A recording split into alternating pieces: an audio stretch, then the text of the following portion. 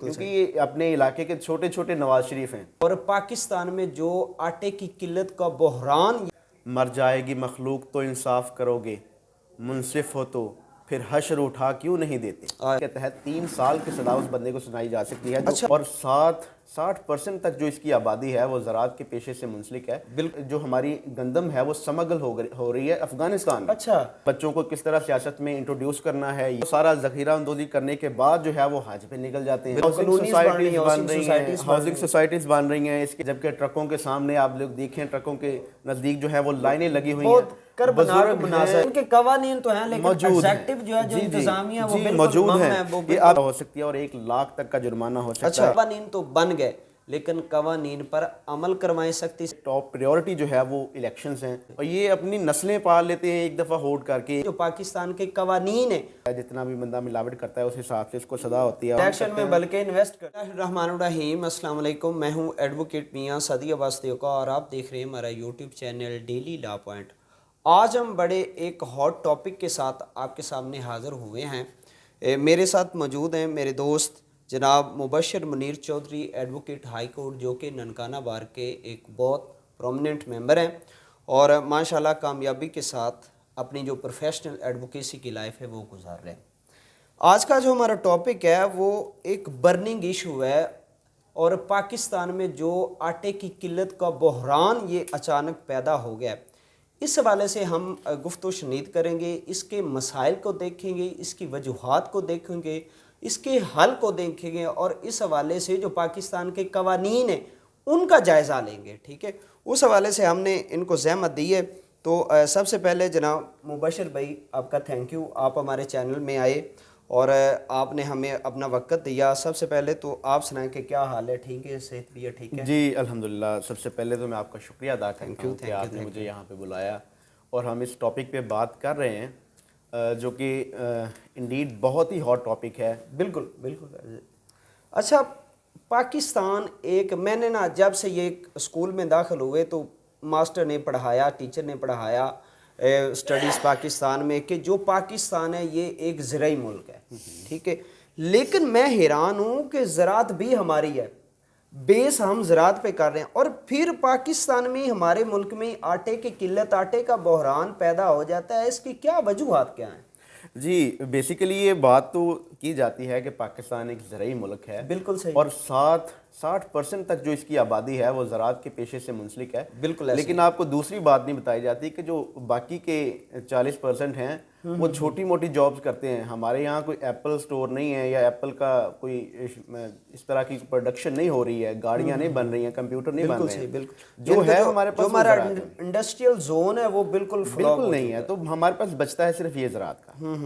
ठीक हो गया। अच्छा, पाकिस्तान सालाना गंदम कितनी काश्त करता है, उसकी कितनी प्रोड्यूस उसको कितना करता है और इसकी जो इंपोर्ट या एक्सपोर्ट है, अपनी ज़रूरत के लिए इंपोर्ट कितनी करता है और क्या ये एक्सपोर्ट भी करता है? अगर ये करता है तो ये किस तरह सारे मामलात को मैनेज करते हैं पाकिस्तान? जी, ये रिसेंट रिपोर्ट जो 2022-23 की है उसके मुताबिक पाकिस्तान जो है वो 28 मिलियन टन जो है वो गंदम प्रोड्यूस कर रहा है। प्रोडक्शन इसकी इतनी है और इसको अपनी ये कमी जो जितनी भी होती है उसको पूरा करने के लिए 3 टन या 2.6 टन की ज़रूरत इस दफ़ा है 2023-24 तक चलाने के लिए। अप्रैल में इसकी जो कटाई है वो शुरू हो जाएगी, तब तक ये इतनी गंदम इसको चाहिए। ठीक हो गया, ठीक हो गया।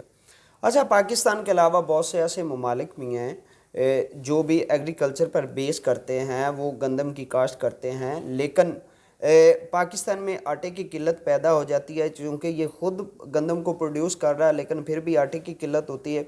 एक तो इसकी आपने मुझे जो बेसिक रीज़न्स है वो आपने बतानी है, उसके साथ साथ इन रीज़न्स को हल करते हुए हम इंटरनेशनली लेवल पर या ग्लोबल लेवल पर हम किस तरह दूसरे ममालिक हैं उनके साथ मुआजना या उनके साथ इस हवाले से जो है मुकाबला कर सकते हैं, या कई ऐसे ममालिक हैं जिनमें आटे का बहरान है ही नहीं, मेरा ख्याल है ही नहीं, उनसे हम कैसे गाइडेंस ले सकते हैं? जी, सबसे पहले तो मैं आपको बताता चलूँ कि पाकिस्तान के अलावा इंडिया है, चाइना है, बांग्लादेश है, ये सारे ममालिक भी बेसिकली जो अपनी ज़रूरियात हैं, ज़राइती ज़रूरियात, वो खुद पूरा करते हैं। ठीक है, बाहर से चीज़ें इंपोर्ट नहीं करते हैं। लेकिन पाकिस्तान के नज़दीक ये, पाकिस्तान के सिलसिले में ये चीज़ उल्ट हो जाती है क्योंकि पाकिस्तान میں بہت سی چیزیں ایسی ہیں جو مس مینجمنٹ کے زمرے میں آتی ہیں، جو نان ٹیکنیکلٹی کے زمرے میں آتی ہیں، ٹیکنالوجی ہمارے پاس نہیں ہے. تو یہ ساری چیزیں مل ملا کے جو ہے ہمارے لیے یہ آٹے کا بحران جو ہے موجودہ صورتحال آپ لوگوں کے سامنے ہے. لائنیں لگی ہوئی ہیں ٹرکوں کے باہر. اگر میں کمپیریزن کروں چائنا کے ساتھ پاکستان کا، تو اس کی پروڈکشن آلموسٹ ڈبل ہے. اچھا، اس کی پروڈکشن کتنی ہے جی کہ چائنا جو پروڈکشن پروڈیوس کرتا ہے وہ 58,101 ایچ جی پر ہیکٹر ہے، اور پاکستان میں یہ چیز جو ہے وہ 29,956 اچھا ایچ جی پر ہیکٹر ہے. تو آلموسٹ یہ 50% ڈکلائن ہے اس کا. بالکل ایسے ہی. تو یہ چیزیں جو ہے وہ کس چیز کی طرف اشارہ کرتی ہیں؟ ہمارے پاس ٹیکنالوجی نہیں ہے. ہم نے شروع کے دن سے جو چیزیں ہیں وہ امپورٹ کرنا شروع کر دی ہیں. جی ہمیں آٹا چاہیے تو ہم امپورٹ کر لیتے ہیں. ہمیں یہ نہیں ہے کہ ہم ٹیکنالوجی امپورٹ کریں، ان سے ٹیکنالوجی سیکھیں، ان سے علم سیکھیں، تاکہ ہم جو ہے وہ ہمارے پاس بھی زمینیں موجود ہیں، انہی زمینوں سے پروڈکشن جو ہے وہ زیادہ سے زیادہ کر سکیں. اگر آپ 1000 سال پیچھے جاتے ہیں تو دنیا کی آبادی تقریباً 50 کروڑ یا 1 ارب کے قریب ہوگی. بالکل ایسے، یا اس سے بھی میں بھی کم ہو. لیکن آج کے دور میں 8 ارب لوگ جو ہے وہ اس دنیا میں رہ رہے ہیں، لیکن خوراک کتنی پیدا ہو رہی ہے، خوراک کی پروڈکشن کتنی ہے، وہ وہی ہے، وہ سیم ہے. ہاں ٹیکنالوجی کی مدد سے ہم اس کو ڈبل تو کر چکے ہیں، لیکن زمینیں تو اتنی ہیں نا جی. بالکل ایسے، زمینیں تو نہیں بڑھی ہیں. تو اس بلکہ حساب سے زمینیں بھی کم ہو رہی ہیں. زمینیں بھی اصل میں کم ہو رہی ہیں. ایگریکلچر کو تباہ کرتے ہوئے یہ لینڈز بن رہے ہیں، کالونیز بن رہی ہیں، ہاؤسنگ سوسائٹیز بن رہی ہیں. اس کے علاوہ جو ہماری جو فیکٹریز ہیں ان کا جو فضلہ ہے یا گندا پانی ہے وہ بھی زمینوں کو جو ہے وہ ناکارہ بنائی جا رہا ہے. تو یہ ساری چیزیں اس کی زمرے میں آتی ہیں. آٹے کی قلت کا ایک اور باعث بھی ہے ہمارے ہاں ہورڈنگ ہے. ہمارے ہاں لوگ ذخیرہ اندوزی کرتے ہیں، گودام بھرے ہوئے ہیں لوگوں کے، لیکن لوگ بھوکا مار رہے ہیں. وہ کب نکالیں گے؟ نہ تو گورنمنٹ اس پہ ایکشن لے رہی ہے، بلکہ گورنمنٹ جو ہے وہ سرپرستی کر رہی ہے ان چیزوں کی، کیونکہ یہ اپنے علاقے کے چھوٹے چھوٹے نواز شریف ہیں. یہ ساری چیزیں یہ سٹور کرتے ہیں، ساری چیزیں ذخیرہ اندوزی کرتے ہیں اس کی. لوگ جب بھوکا مرتے ہیں. اب دیکھیں یہ ریسنٹلی ایک رپورٹ آئی ہے کہ جو ہماری گندم ہے وہ سمگل ہو رہی ہے افغانستان میں. اچھا، افغانستان لے کے جا رہے ہیں کیونکہ وہاں پہ ریٹ اچھا ہے. تو اس حساب سے وہ چیزوں کو مینیج کرتے ہیں. اگر اسمگلنگ نہ ہو تو پاکستان میں کسی حد تک آٹے کا بحران سے بچا جا سکتا ہے. اور یہ ایک میجر ریزن ہے. اور جو بڑے بڑے حاجی صاحب ہیں وہ سارا ذخیرہ اندوزی کرنے کے بعد جو ہے وہ حج پہ نکل جاتے ہیں. بالکل ایسے. تو مجھے نہیں سمجھ آتی ان کی عبادت کیسے قبول ہوگی، جبکہ ٹرکوں کے سامنے آپ لوگ دیکھیں، ٹرکوں کے نزدیک جو ہے وہ لائنیں لگی ہوئی ہیں.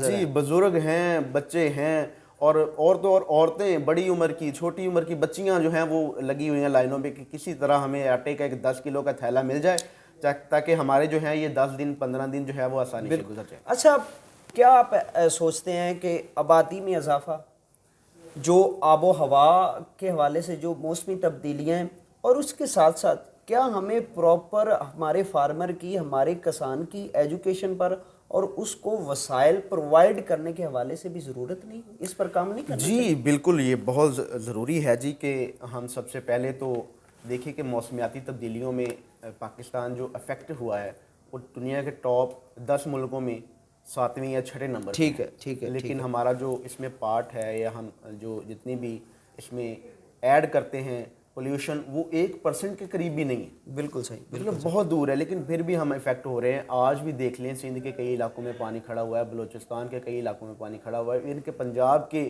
لوگ جو ہے وہ مائیگریٹ کر کے ادھر آ گئے ہیں دوسرے ضلعوں میں. تو یہ ساری چیزیں اس سے ہو رہی ہیں. دوسری نمبر پہ آپ ایجوکیشن کی طرف چلے جائیں. ایجوکیٹ ہم نہیں کر رہے ہیں لوگوں کو. ایجوکیٹ کرنے کے بعد کیسے کرتے ہیں کہ جی یہ پروڈکشن کے حوالے سے ہے کہ ٹیکنالوجیز لے کے آئے ہیں. پرانے دور میں ہوتا تھا کہ 1 ایکڑ سے جو ہے آپ 10 من یا 15 من گندم نکالتے تھے. آج کے دور میں کچھ مشینوں کی مدد سے بہتر تو ہوا ہے، 50-60 کے قریب تو گیا ہے، لیکن یہ اور ڈبل ہو سکتا ہے. جی اچھا، پاکستان میں آپ کو پتہ ہے کہ گندم کی ذخیرہ اندوزی بھی کی جاتی ہے، اور ناجائز ذخیرہ اندوزی کی جاتی ہے، منافع خوری کی جاتی ہے. اپنی مرضی کی قیمت دے کر گندم خریدی جاتی ہے اور اپنی مرضی کی قیمت وصول کر کے گندم آگے سیل کی جاتی ہے، آٹا سیل کیا جاتا ہے. اور اس کے بعد آٹے میں ملاوٹ کا عنصر بھی موجود ہے. بالکل. اس حوالے سے پاکستان کے جو قوانین ہیں وہ کیا کہتے ہیں؟ جی اس حوالے سے پاکستان میں بہت سے قوانین موجود ہیں لیکن برائے نام ہیں، ان پہ امپلیمنٹ نہیں ہے۔ یعنی کہ قوانین تو ہیں لیکن موجود ہیں، ایگزیکٹو جو ہے جو انتظامیہ وہ جی بالکل موجود مم ہیں۔ ہے، وہ یہ بالکل آپ کے پاس خاموش ہے۔ Punjab prevention of hoarding act جو ہے 2022 موجود ہے، اس کے تحت سیکشن 3 کے تحت 3 سال کی سزا اس بندے کو سنائی جا سکتی ہے جو اچھا ہورڈ کرتا ہے، چیزوں کی ذخیرہ اندوزی کرتا ہے ناجائز، اور پھر اس سامان کو ضبط بھی کیا جا سکتا ہے۔ اس کے علاوہ the price control and prevention of profiteering and hoarding act 1977 amended ہے 2022 کا۔ اچھا اس کے تحت سیکشن 7 کے تحت 3 سال کی سزا ہو سکتی ہے اور 1 لاکھ تک کا جرمانہ ہو سکتا ہے۔ اس کے علاوہ پنجاب پیور فوڈ آرڈیننس 1960 ہے، یہ ملاوٹ کے متعلق ہے، جتنا بھی بندہ ملاوٹ کرتا ہے اس حساب سے اس کو سزا ہوتی ہے اور 6 ماہ تک کی سزا ہو سکتی ہے۔ اس کے علاوہ Punjab food stuff control act 1958 ہے، یہ بھی سیکشن دفعہ 3 کے تحت، اس میں بھی 3 سال کی سزا اور جرمانہ ہو سکتا ہے۔ اچھا پاکستان، حکومت پاکستان کو کیا میسج دینا چاہیں گے، ہماری انتظامیہ کو کیا میسج دینا چاہیں گے کہ وہ کن چیزوں پر عمل کرتے ہوئے اس آٹے کے بحران سے نکل سکتی ہے، اور کیا وہ ایسا کریں کہ فیوچر میں وہ اس طرح کی چیزوں کا سامنا نہ کریں؟ جی گورنمنٹ آف پاکستان کو میں صرف اتنا ہی کہنا چاہوں گا کہ مر جائے گی مخلوق تو انصاف کرو گے، منصف ہو تو پھر حشر اٹھا کیوں نہیں دیتے۔ یہ چیزیں ان کے کرنے کی ہیں، یہ چیزیں ان پہ اوبلیگیٹری ہیں، ڈیوٹی ہے ان کی، یہ ڈیوٹی باؤنڈ ہیں، لیکن یہ خود کو صرف کرسیوں تک محدود رکھے ہوئے ہیں۔ اس کے علاوہ ان کی سب سے ٹاپ پریورٹی جو ہے وہ الیکشنز ہیں۔ اس کے علاوہ ان کے بچوں کے جو جتنے بھی اثاثے انہوں نے بنائے ہوئے ہیں ان کو بچانا ہے، اپنے بچوں کو کس طرح سیاست میں انٹروڈیوس کرنا ہے، یہ ان کی پریورٹی ہے۔ اس کے علاوہ غریب ان کی پریورٹی نہیں ہے۔ میں چاہتا ہوں، میں درخواست کرتا ہوں یہ گورنمنٹ پاکستان سے یا گورنمنٹ آف پنجاب سے کہ سب سے پہلے تو ان پہ اپنے ڈی سیز کو متحرک کریں کہ ان کے گوداموں پہ چھاپے ماریں، بالکل صحیح، اور ان کے جتنی بھی منافع خوری ہے اس کو اٹھا لیں، ان کو پیسے بھی نہ دیں۔ بالکل صحیح، اور یہ اپنی نسلیں پال لیتے ہیں، ایک دفعہ ہولڈ کر کے، 1 سال میں ہولڈ کر کے یہ اپنی نسلیں پال لیتے ہیں، اور یہ اس چیز سے شرمندہ بھی نہیں ہوتے ہیں۔ بالکل ایسا مرنا ہے، سب نے مرنا ہے، کوئی 70 سال جی لے گا، 60 سال جی لے گا، زیادہ بھی کسی نے چھلانگ لگا لی تو 100 سال ہو جائے بالکل گا، ایسے، لیکن اس کے بعد کیا ہے، قبر میں کیا جانا ہے، ان لوگوں کو شرم ہی نہیں آتی ہے۔ اور دوسرے نمبر پہ یہ ہمارے جو اپنے ڈی سیز ہیں ان کے اپنے انہوں نے بندے رکھے ہوئے ہیں جناب کہ یہ ہمارے چہیتے جن کو بول سکتے ہیں ہم، ان کے خلاف ایکشن نہیں لیتے ہیں، ان کے خلاف ایکشن لیتے ہیں تو کسی وزیر کا فون آ جاتا ہے، کسی ایم پی اے کا آ جاتا ہے، کسی ایم این ایس کا آ جاتا ہے۔ بالکل یہ ان کے ساتھ برابر کے شریک ہیں، الیکشن میں ان کو پھر یہ سہولتیں الیکشن میں بلکہ انویسٹ کرتے ہیں، یہ انویسٹرز بن جاتے ہیں، انویسٹ کرتے ہیں تو پورے 5 سال یہ اس پہ کمائی بھی کرتے ہیں، اور یہ ساری صورتحال جو ہے وہ مرتا صرف غریب ہے، اس پہ مرتا صرف غریب ہے اور کسان مرتا ہے۔ جی بالکل، اس کے علاوہ ان کے لیے تو زندگی ہے زندگی۔ ان کے لیے سر بہت شکریہ، جزاک اللہ، آپ آئے، آپ نے ہمیں وقت دیا۔ تو ناظرین آج ہم نے جو ڈسکشن کی، امید کرتے ہیں اور اللہ سے دعا گو ہیں کہ اللہ تعالیٰ اس قحط سے ہمیں جلد از جلد نکالے، اور پاکستان کی جو حکمران ہیں اللہ تعالیٰ ان کو ہدایت کاملہ نصیب فرمائے کہ وہ ہمارے قوانین تو بن گئے لیکن قوانین پر عمل کروائیں سختی سے، اور ان سارے معاملات سے پھر ہم آٹے کی قلت کو دور کر سکتے ہیں۔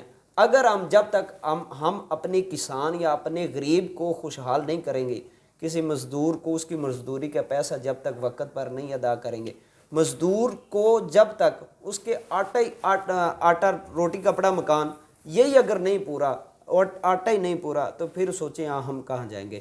انشاءاللہ کسی دیگر ٹاپک کے ساتھ آپ کے ساتھ ملاقات ہوگی، تب تک کے لیے اللہ حافظ۔